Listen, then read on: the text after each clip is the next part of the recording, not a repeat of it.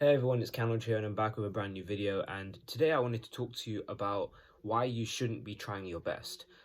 And this video was actually prompted by a post I saw by someone that I really like, Stephen Bartlett. He's the guy that has the Diary of a CEO podcast. That's a really good podcast, by the way. I recommend that you should listen to it if you're interested. Um, and he posted this thing where you should just remind yourself that you should be trying your best. And that is something that I disagree with. And here's why. The biggest reason why, why you can tell yourself that you're trying your best is essentially as some form of reassurance, right? To make yourself feel better, right?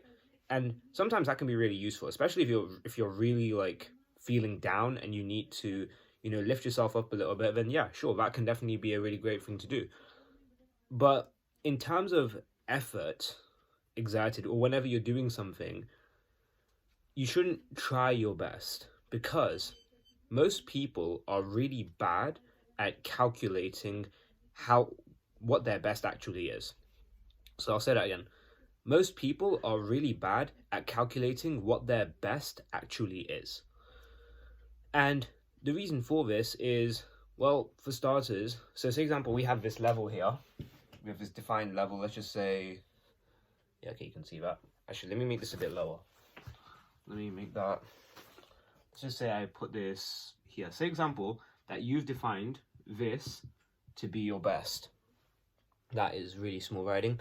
But let's just say you've defined this level to be your best. You have you've reinforced this belief that your best is at this level and this level only at whatever you're doing. So it could be academically, financially, spiritually, professionally, with your relationships, whatever it is, this is your best. And what's happened is you have accepted some sort of belief that this is the best that you can do and you cannot go above it, right? At least subconsciously. And if you've said this to yourself enough times and you've seen enough evidence to believe this, what's happened is that you've really reinforced this belief that your best is at this level and it's become a part of your identity, meaning that your best is now only up to there. You can perform lower, but you can't perform above it. Now, what is the issue with this? The issue with this is that most people are completely wrong with what their best actually is.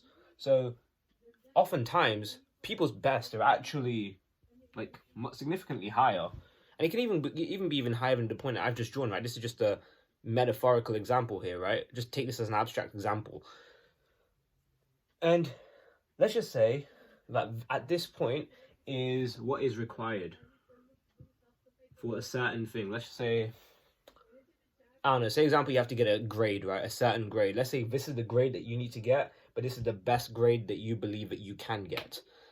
Well, the difference here is actually how off you are. So this is what you perceive to be your best. This is what is required. And the difference between what is required and your best, or your perceived best, is how incorrect you are. And let me just see, I've got a couple other points here. Right. Yeah, cool.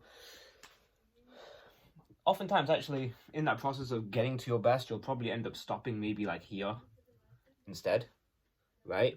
And this little gap is the difference between your best and what you actually do. And the reason why you will perform below your best is because you have reinforced this belief that your best is at this level, right? Your best is at a certain level, which is here, and you cannot exceed above that. You have a belief is all a belief is. A belief is a feeling of certainty about something. That's all it is. So you have a belief, and you are absolutely certain that your best at whatever you're doing is here. So you don't want to go into survival mode where you're feeling uncertain, because when you've reinforced a certain belief, you get that feeling of certainty that, okay, fine, I'm reassured, I'm safe, right? Because that's how our brains are wired. Our brains are wired to keep us alive, right? So when we have this feeling of certainty or stability and safety, those needs are being met by defining your best at a certain level that you're comfortable with. So you will generally perform just like maybe 10% below your actual best, because if you get close to your best, there's a chance that you can go above your best. And if you go above your best, what's going to happen is you're going to completely shatter that belief. And subconsciously, you're kind of afraid to do that. Now, what can you do here? First of all, rephrasing what you say. So if you have to do a certain task, the example I gave is to get a certain grade on a test, right? Instead of saying that this is the best that I can do, say instead of saying I will try my best, say I will do what is required. Right? And what you'll actually find is when you do what is required and you hit it, what you'll find is that, like, let's add 10% on top of it, your best is actually there.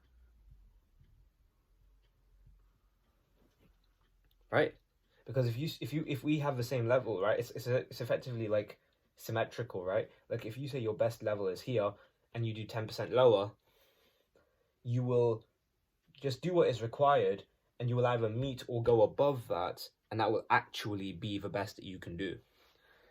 And again, that this delta again is a delta of how off you are, or how close you actually are really to your true best. And even then, there is no such thing as best, because really speaking, your best is unlimited if you allow it to be. If you, say example, if you go to a gym and you start lifting like, I don't know, 2 kg weights, and you say, okay, this is the best I can do, you're going to be lifting 2 kg weights. Even though you could be competent enough to lift 5 kg, 10 kg, whatever, you might just go, okay, 2 kg is enough. But then if you just say, okay, I'm going to continuously improve my best, this is where I am now, and let me continuously improve that bit by bit over time, you might go from 2 kg to 3 kg to 4 kg to 5 kg to 10 kg, 15, whatever. And you'll incrementally improve over time. But by having an arbitrary best that you keep reinforced over and over again in your mind, you will limit your potential. And this isn't supposed to be some sort of motivational video, but it's more of a rephrasing video, I guess. So instead of saying from now on that I'm going to try my best, just say I'm going to do whatever it takes to get what I am after. And that's pretty much the point of this video. So it's a much shorter video than normal, but in either case, I hope you enjoyed it.